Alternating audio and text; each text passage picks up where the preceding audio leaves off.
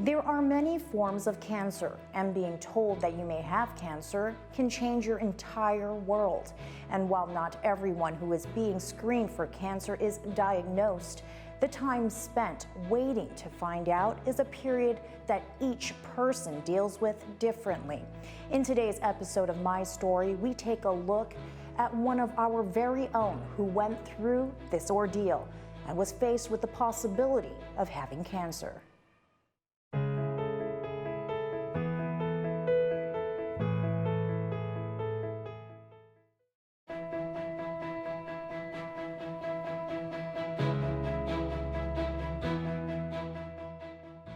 And welcome back to My Story. Today we sit down with Aaron Pinkney, who you may already know as radio personality Bronson from Sorensen Media Group's The Cat FM. But what you don't know about him is that he's had 2 cancer scares in his life.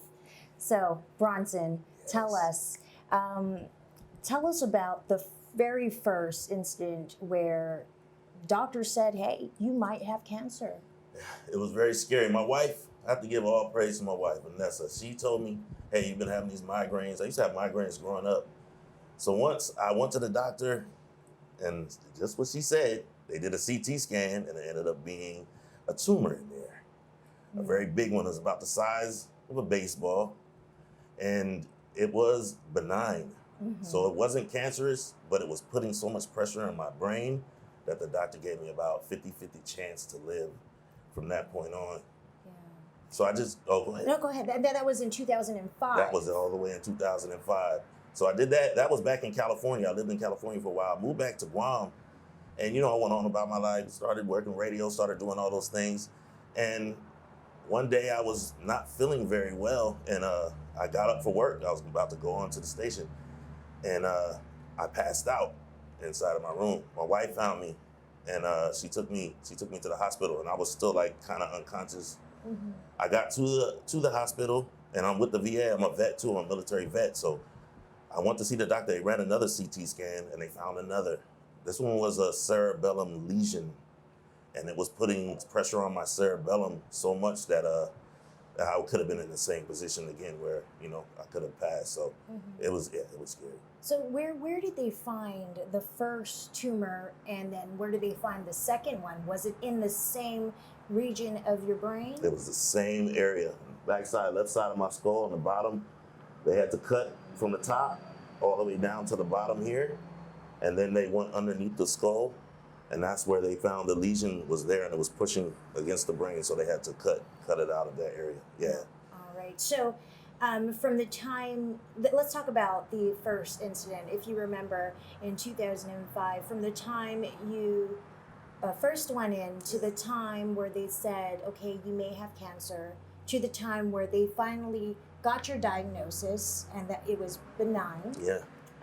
How long was that period of time? It was about 2 years. When they first found it, it was kind of like, okay, we got to run some more tests. We need to make sure what it is what it is. So I had to go through all of that. Biopsies, all of these things took place. So it was about 2 years. And then, I went and had the surgery itself. And then once it was removed, I had a lot of problems afterwards. It kind of leaves you, because, you're messing with the brain. There's a lot of, forgetfulness and, with your balance and all of those different things. So even with this last time, when I got out of surgery, I had to go through rehab. And first time I had to go through rehab as well. So it takes about 2 years. I'd say about 2 years. Yeah. 2 years. Yeah. Wow. Okay. Now, what was the difference between finding out in 2005 that you may have cancer, finding out it wasn't cancer, and then again, just recently 2018. 2018, yeah. Yes. Finding out that, again, it might be the big C. Yeah, my family, everybody.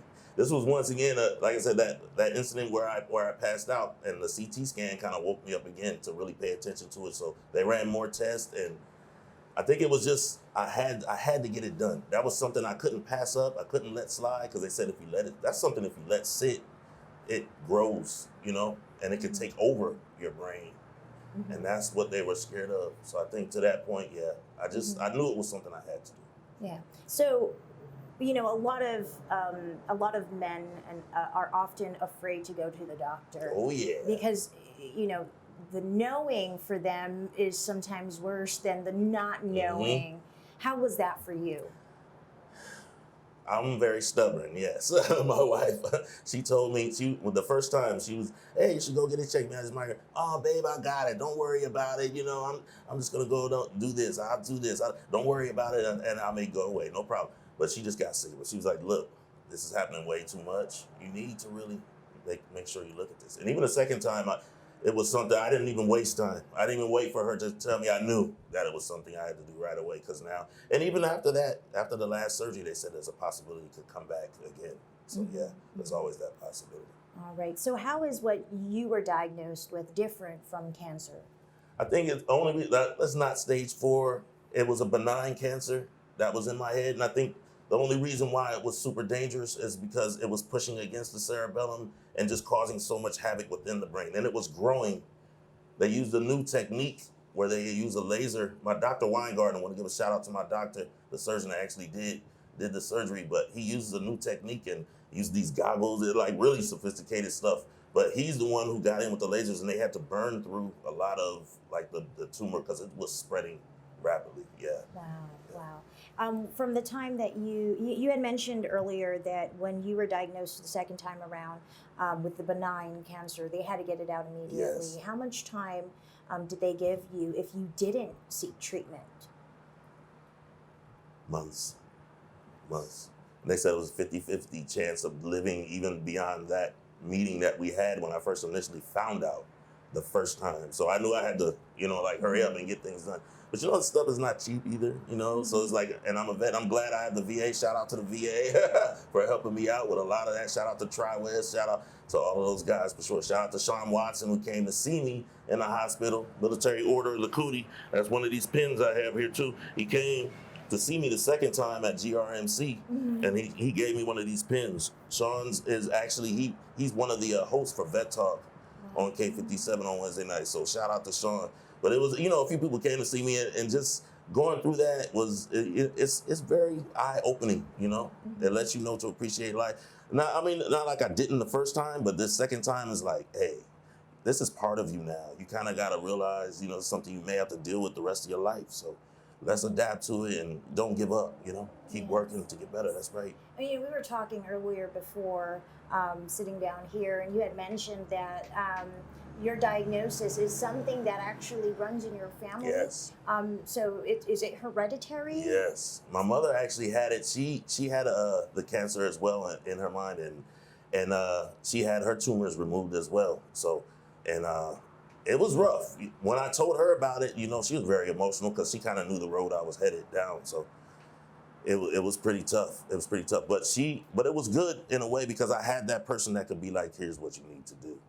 And it was my mom on top of that. So it was somebody I knew what they were talking about, number one, and could guide me in the right direction, number two. So, but yes, moms is definitely one. Now, my dad never, he had another type of cancer, but not in the brain. Is only me and my mom. So now I want to have my kids checked early and things of that nature too. So yes, so they don't have to go through what I went through, right? Yes. So before you found out, you mentioned you would have like headaches, you would pass out. But was there any like growth? Was it visibly noticeable from outside? My head would swell, and my wife would notice it, and she'd be like, "Hey, why is your head like so swollen? Like on this side." Before the surgery, my head would swell because, like I said, that cerebellum, everything was being pushed and jumbled up so much inside that it reacted in the swelling of the head. So that was one of the clues too as well. And even still today, I have my times where my head, if I overdo it and, I'm starting to get to that point now where I know when I'm going too far. And now, I stop. But that is one of the things that I kind of noticed from the beginning. Swelling of the head, a lot of passing out, dizziness, balance problems. Those are all. If you have any of those symptoms, please get it checked.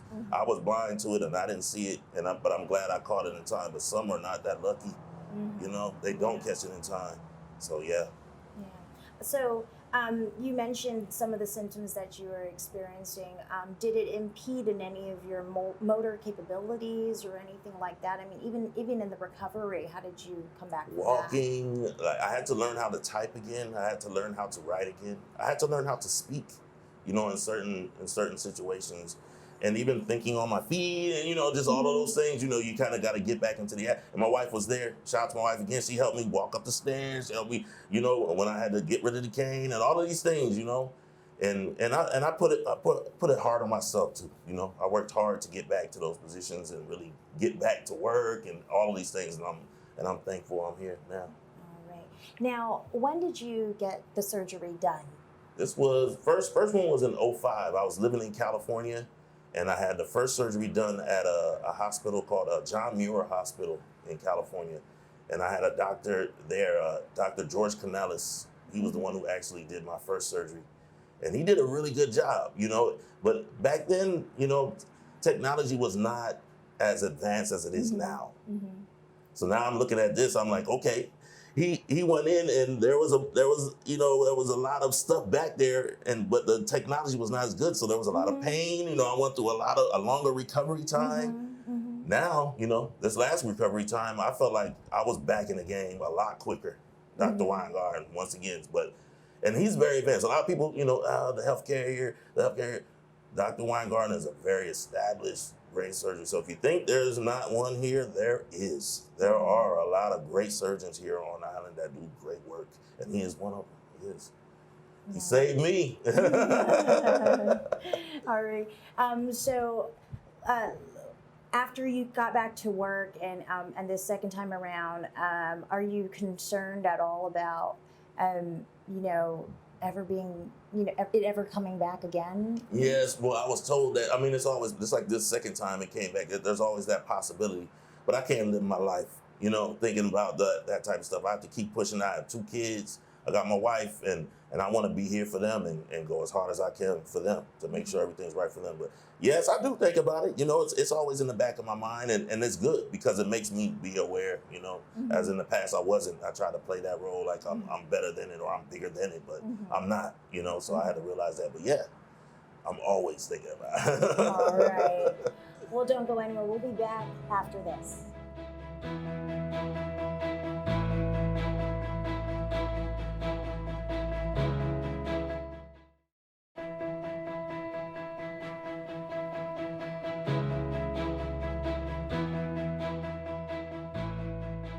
Welcome back to my story. Again, with us is Bronson from the Cat FM, and he is talking to us about his experience with being told that he may have cancer, which we discussed earlier was actually a benign cancer. Thank God. Yes. And, and going through all of that, the time it took to get diagnosis and going through your rehabilitation, tell us a little bit about what you endured trying to come back out of this.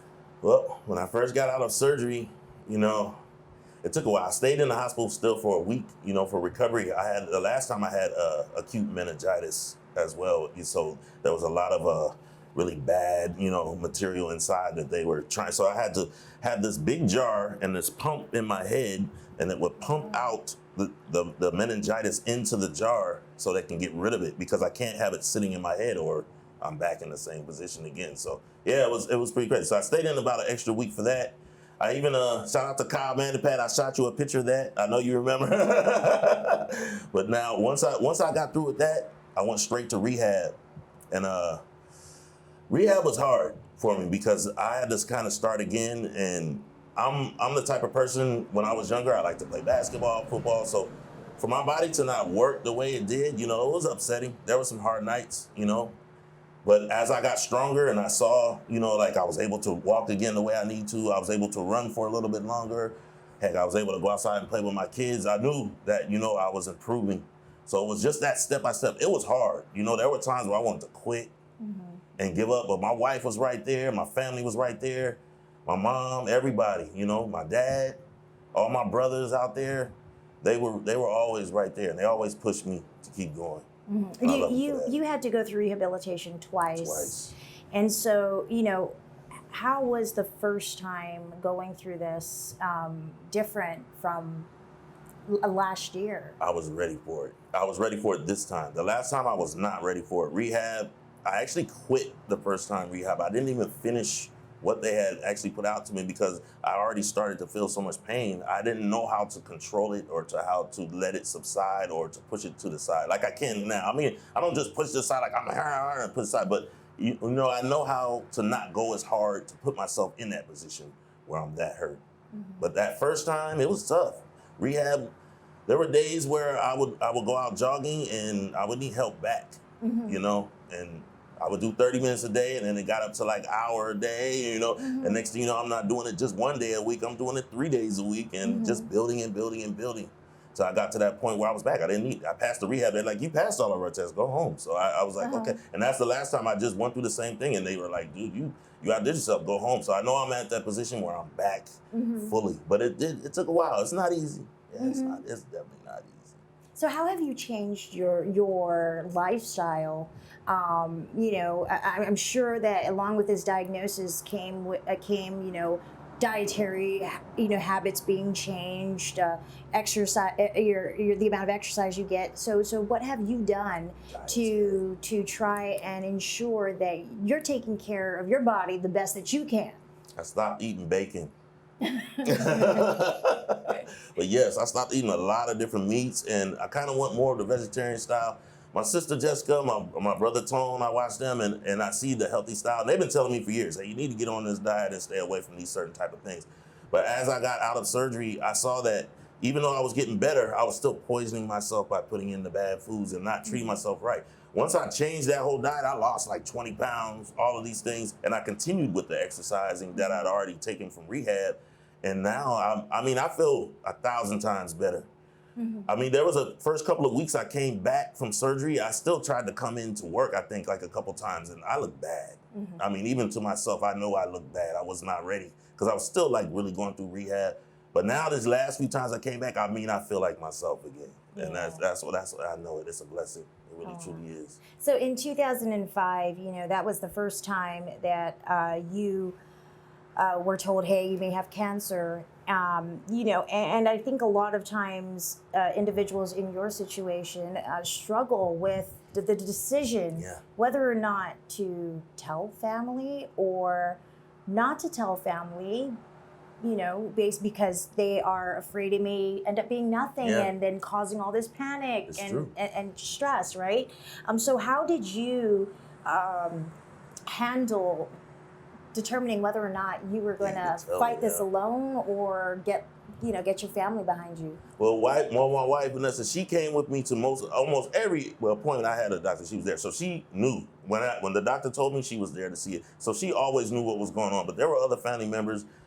I hesitated because it's something that could have been where I passed. So I think that was kind of scary to me. It was like, wow, should I let them know about this? Because if I do, it's going to make, you got mom, daughters, all these different people who kind of depend on me and depend on moms to really get things done. So if they know something serious as this is happening, people get scared, they start to panic and everything. So I thought about that, and there were certain people I waited to tell, but then in the end, I let everybody know, I really, and they accepted it. They didn't, a lot of people say, oh, how come you did nothing? It was full acceptance. How can we help?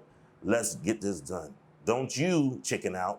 Because there was a lot of people that was, oh, you don't have to really get it done. It's not this, it's not that. But it's like, you're not a doctor. I've already been told by a doctor. I know exactly what's going on. Let's get this done. Right. All right. Now, after telling your family, they really rallied behind you. How important is it to have that type of family support to keep you encouraged that you can beat this and you can get back to your own self? Right. Priceless. It's priceless. Without them, I don't think I would have made it through the first one. I would have probably given up because I needed that push. It's almost like, you like to work out, but you kind of need that person to push you sometimes to kind of get you going. It's like that too. I kind of needed them to kind of be like, hey, I know you're in the dumps. I know you feel like there's no progress, but there is. We've seen a lot of progress. And I needed that. I needed somebody to kind of tell me, hey, I see it. Keep going, man. And I'm so thankful that I had those people there for sure. You have children. Yes. And, so what was the first thoughts in your mind when they said, hey, you may have cancer? What did you think about when you thought of your children? And When I told them, they were very scared. We prayed on it, always pray, and I think that's what we always come back to. It always sends us back to that. But they were scared, but they were like, Dad, you got this. You're the strongest person we know. We know that you can handle this. You've done it before. Even my youngest one, Daddy, you got it. So I know she's behind me. I got to do it. Daddy got to get it done. So, but yeah, even the kids, they were sad. They cried. They knew that there was a possibility they could lose their dad. So I mean, that's scary. That's scary for anybody. But they were troopers, and they were definitely right there with loving for it. What would you tell people who maybe feel a little bit off, or experiencing the symptoms that you've experienced, but they're scared to find out? What would you tell them? Stop being scared. Are the people that you care about more important than you being scared? That's the thing that I think about. I'm like, dude, go and get it done. I was stubborn too. But it took those people to go ahead, hey, go and get it done. But I'm telling you, if you're experiencing these things, lightheadedness, dizziness, you got some swelling in your head, all of these things, go and get it checked out. It wouldn't hurt. I mean, what's it gonna hurt? What's the worst they can tell you? There's nothing there. That's what you wanna hear. That's fine. But at least you went and got it checked. It's done deal. And that's the thing you need to think about right there, for sure.